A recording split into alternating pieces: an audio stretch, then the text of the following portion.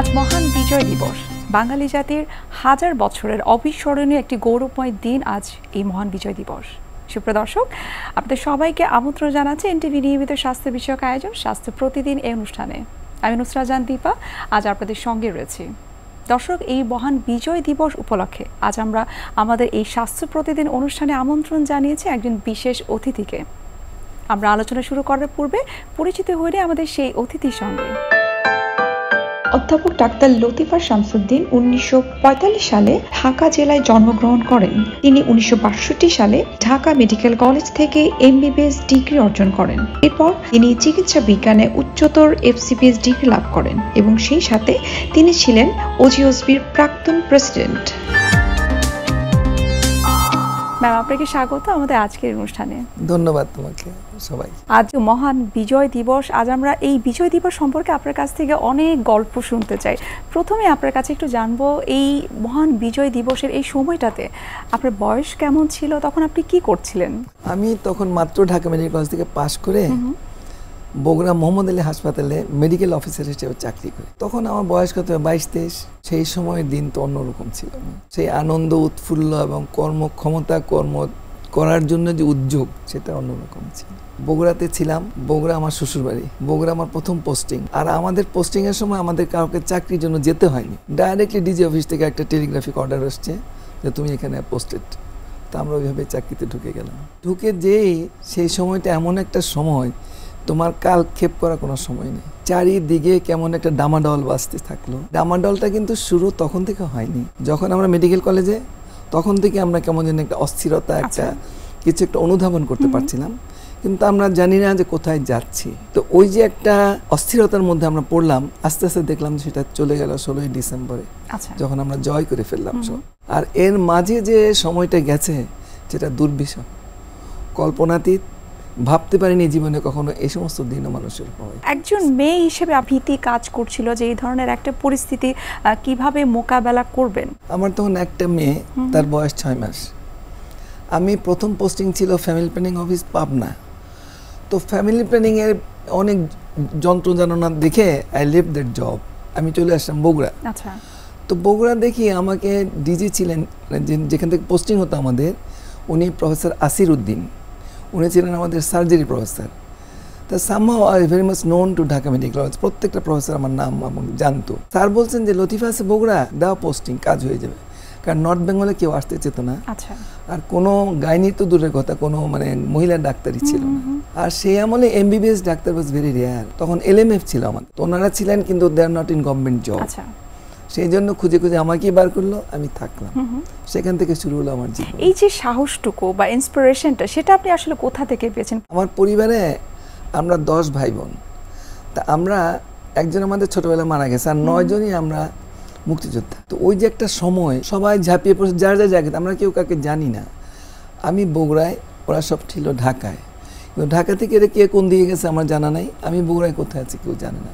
কিন্তু মনে হয় সবার মনে প্রাণে এই সময়টাকে আমরা খুঁজছিলাম যে we have to do something. আচ্ছা। এবং আমরা সেটাই করেছি। আপনার কাছে তখনের ওই মুহূর্তটাতে কেমন মনে হয়েছিল, অথবা পরিবার থেকে আপনি কি কোনো বাধার সম্মুখীন হয়েছেন কিনা, যারা আসলে এখানে যাওয়ার দরকার নেই, অনেক ধরনের ঝুঁকি রয়েছে? আমার পরিবারটা একটু অন্যরকম পরিবার। আমার হাজবেন্ডকে পোস্টিং দিয়েছিল দিনাজপুরে, আর আমি থাকতাম বগুড়ায়। আচ্ছা। আর বগুড়ায় যে পরিবারে আমি ছিলাম, ভেরি লিবারাল। আমার বাচ্চাটা ওদের কাছে ফেলে দিয়ে সকালে 8টার মধ্যে আমি অফিস চলে যেতাম, আর হোল ডে আমি এই কাজগুলো করতাম। আমি সন্ধ্যায় ফিরে আসতাম, কেউ জিজ্ঞেসও করতো না যে কোথায় ভাত খেয়েছো বা কোথায় ছিলা। এই বিট লিবারাল মা। আর ওই সময় যেন পৃথিবীটা কোনো সুন্দর, আমাদের কাছে খুব একটা খারাপ মনে হয়নি। আচ্ছা। তা আমি বগুড়ায় রিক্সা দিয়ে যেতাম, কারণ বগুড়াতে তখন খুব রেয়ার যে একটা মহিলা এরকম রিক্সা দিয়ে যায় এই বয়সে। কিন্তু ওটা নিয়ে কারো কোনো চিন্তা ভাবনা ছিল না, ফার এওয়ে ফ্রম এনি খারাপ চিন্তা থেকে আমি খুব ফ্রি চলতাম। আচ্ছা।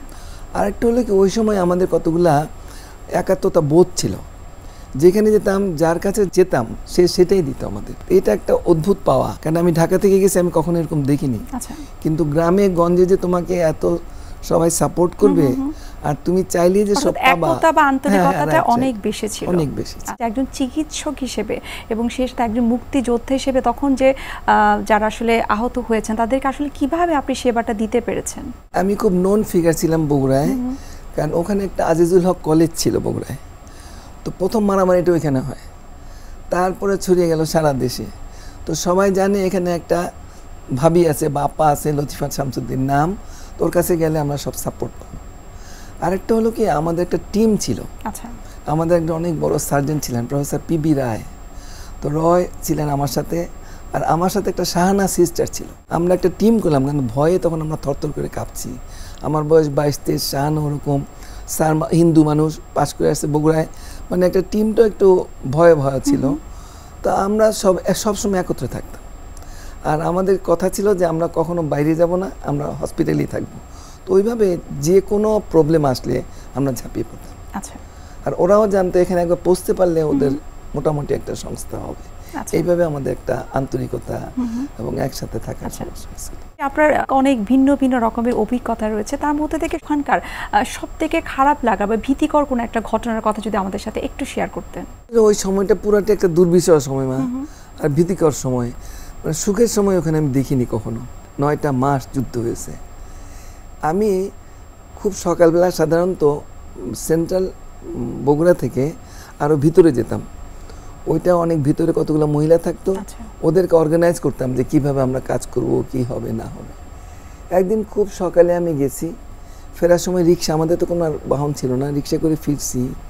তো ওখানে একটা সুবিলের ইয়ে আছে, মানে সুবিলের একটা নদী আছে, আমি উপরে ইয়ে দিয়ে আসতেছি, ব্রিজ দিয়ে আসতেছি, আর নিচে সুবিলে অনেকগুলা লোক, 40 জনের মতন বেশি হবে, ওই কোদাল দিয়ে মাটি কাটতেছে লোকগুলা, কৃষক। তা আমি দেখি ওদেরকে মাটি কাটাচ্ছে, যে সে রাইফেল হাতে অনেকগুলো লোক এরকম করে, মানে অ্যাজ ইফ যে তুমি অর্ডার করতেছে আর ওরা মাটিগুলো কাটতেছে।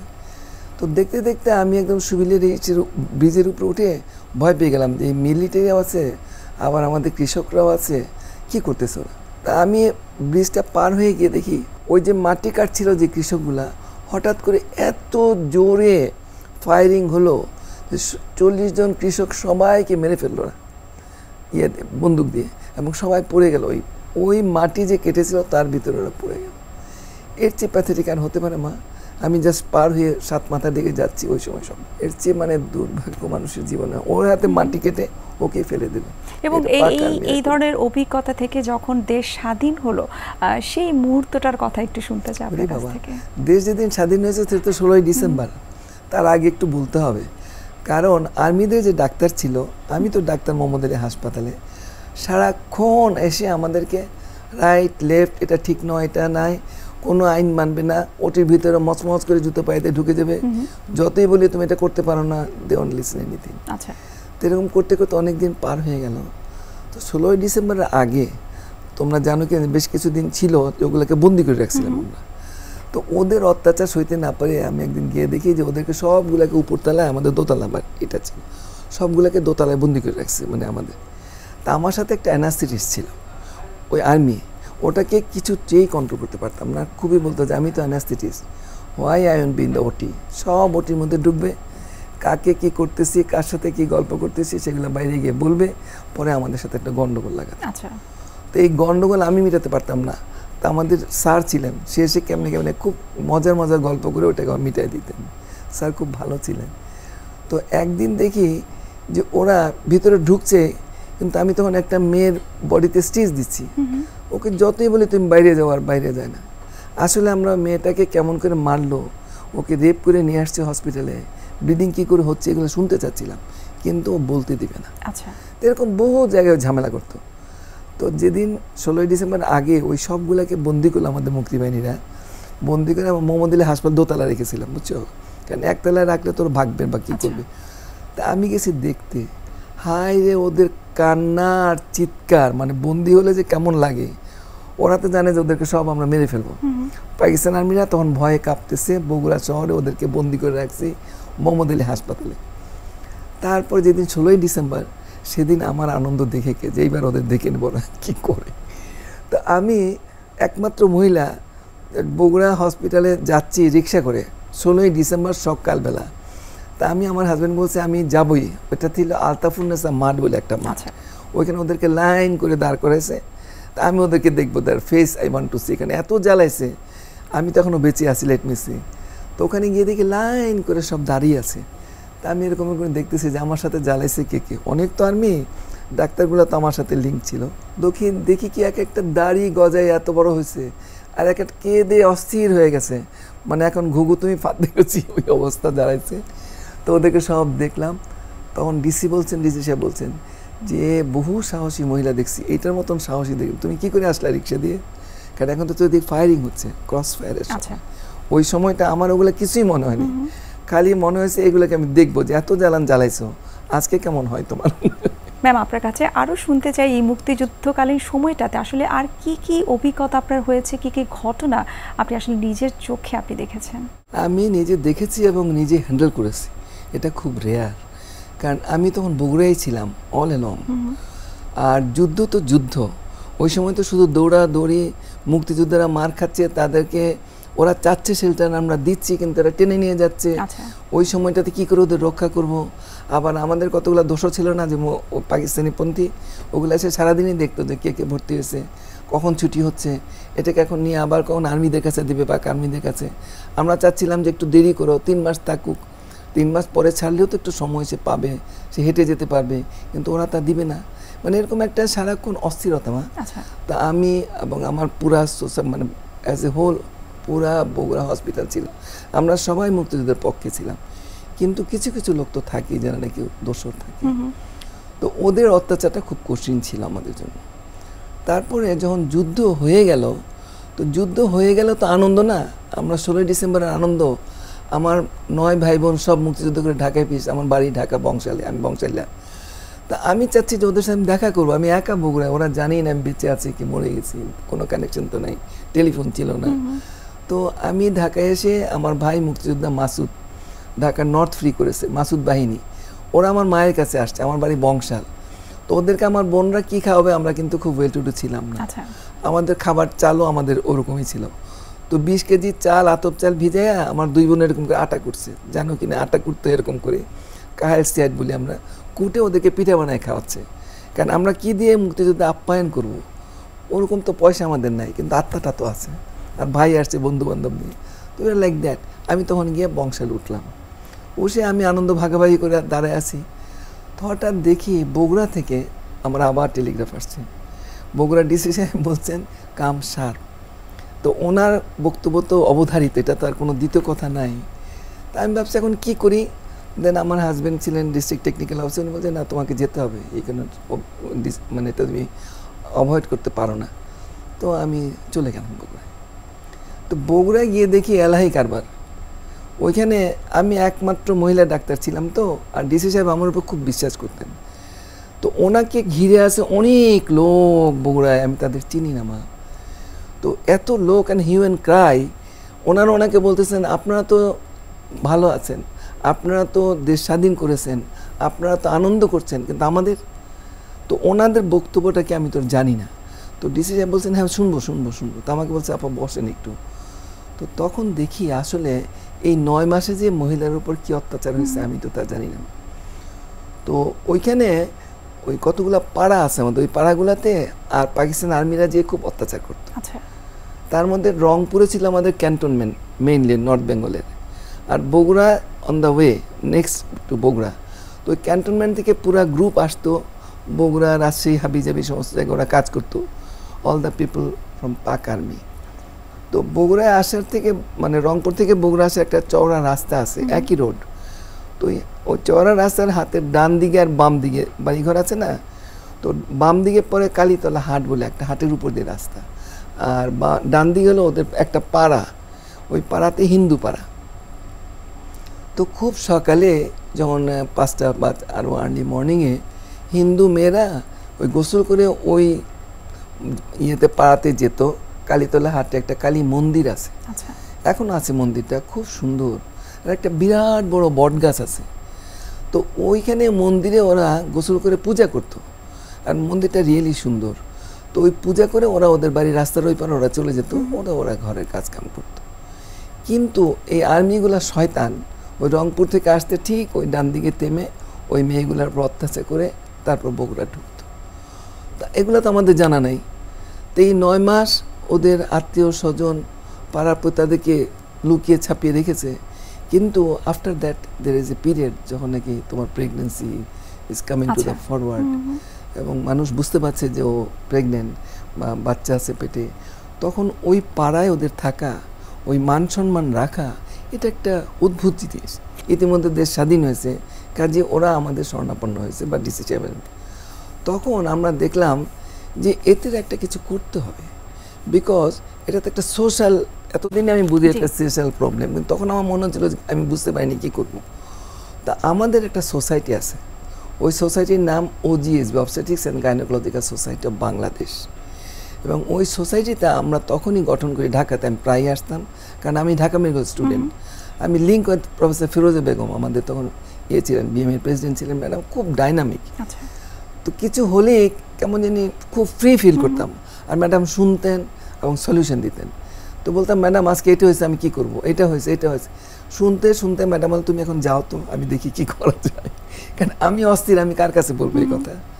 তো এরকম হতে হতে একদিন ম্যাডাম বললেন যে ঠিক আছে, তুমি অমুক দিন মিটিং আছে, আসো। তা আমি ঢাকায় এসে দেখি ম্যাডামরা একটা মিটিং ডেকেছেন, আমাদের সোসাইটি অলরেডি ফর্ম হয়ে গেছে। তা আমাদের একটা ইন্টারন্যাশনাল সোসাইটি আছে, তার নাম হলো FIGO, federation of cent gynae.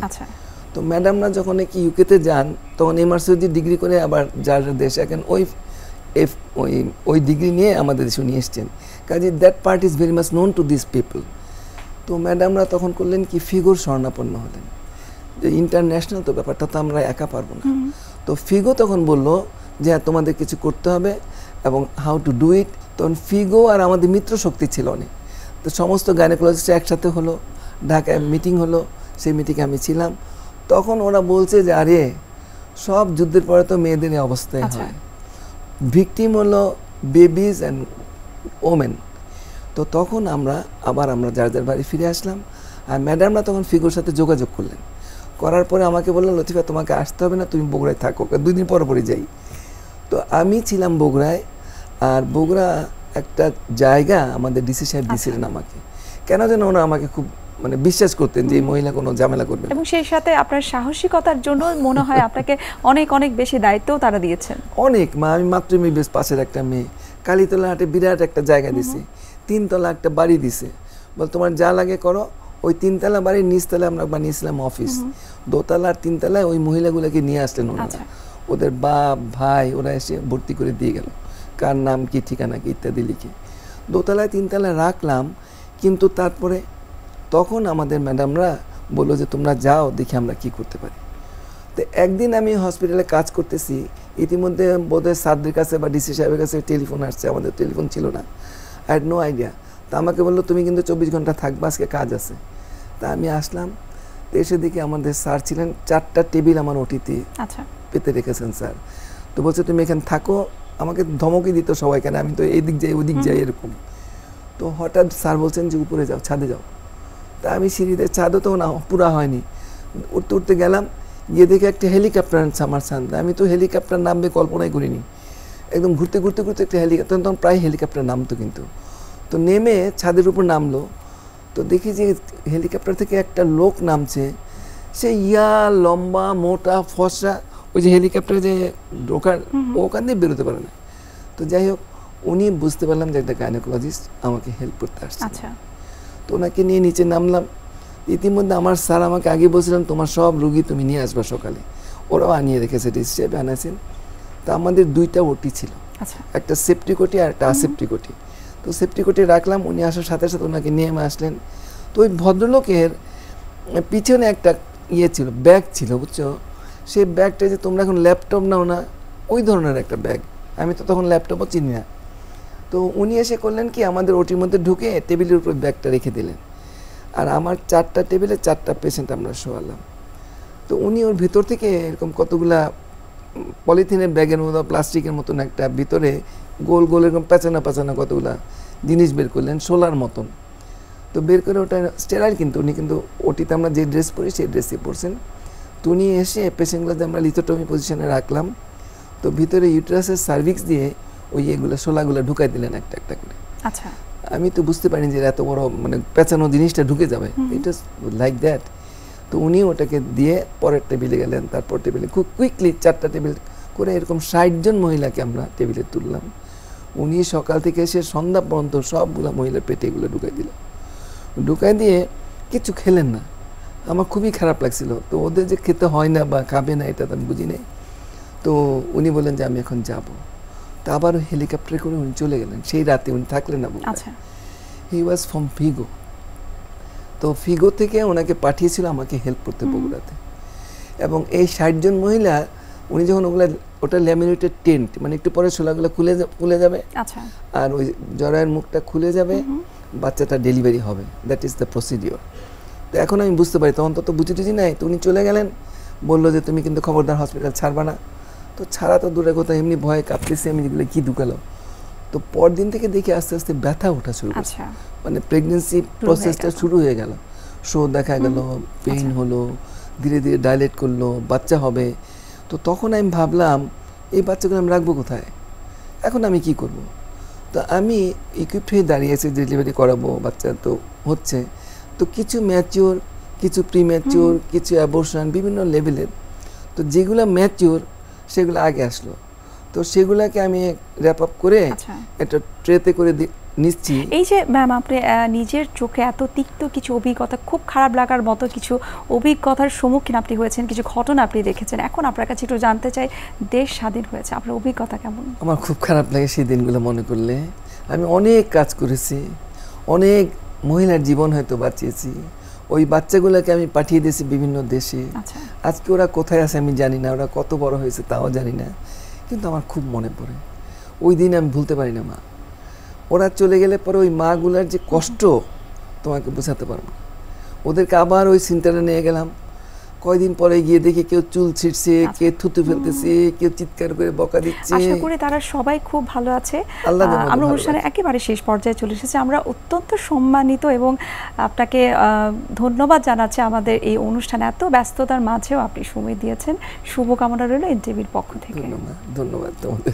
বিশ্বের যে কোনো প্রান্ত থেকে যে কোনো সময় এনটিভি জনপ্রিয় অনুষ্ঠান স্বাস্থ্য প্রতিদিন দেখতে আপনারা ভিজিট করতে পারেন আমাদের পূর্ণাঙ্গ পোর্টাল www.ntvbd.com এ। এছাড়াও এনটিভির বিভিন্ন ধরনের জনপ্রিয় অনুষ্ঠান এবং নিউজ আপডেট পেতে আপনারা ভিজিট করতে পারেন আমাদের ইউটিউব চ্যানেল এবং ভেরিফাইড ফেসবুক পেজে।